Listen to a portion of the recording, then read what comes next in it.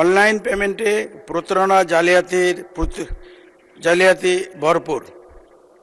এর প্রতিরোধ বিষয়ে সরকারের কি পদক্ষেপ আছে? বিশেষ করে এটিএম, সিডিএম, সিআরএম মেশিনগুলিতে যেভাবে প্রতারণা হচ্ছে, সেটা ইভেন কি এটিএম, সিডিএম মেশিনগুলি তুলে নিয়ে যাওয়া হয়, চুরি করে নিয়ে যাওয়া হয়, ডাকাতি করে নেওয়া হয়। এবং পৃথিবীতে এমন টেকনোলজি বিদ্যমান যে এটিএম, সিডিএম থেকে চুরি করে ডাকাতি করে টাকা নিলে সেই টাকা মার্কেটে আর প্রচলন করা যায় না। আমাদের দেশে সেই টেকনোলজি এখনো আসেনি। প্রশ্নটা মাননীয় মন্ত্রী মহোদয়ের নিকট প্রশ্ন, এই টেকনোলজি আদৌ বাংলাদেশে আসবে কি? আমরা কি চোর ডাকাতের হাত থেকে টাকা রক্ষা করতে পারবো কি? অন্তত এটিএম, সিডিএম, সিআরএম মেশিন থেকে আসলে সেটা কবে এবং কখন? ধন্যবাদ। মাননীয় মন্ত্রী। মাননীয় স্পিকার, আপনাকে ধন্যবাদ।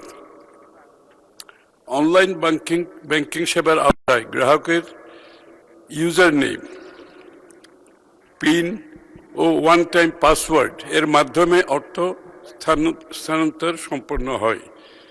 গ্রাহকের অসচেতনতার সুযোগ নিয়ে প্রতারক চক্র অনলাইন লেনদেনের ক্ষেত্রে বিভিন্ন ধরনের জালিয়াতি কার্যক্রম পরিচালনা করে থাকে।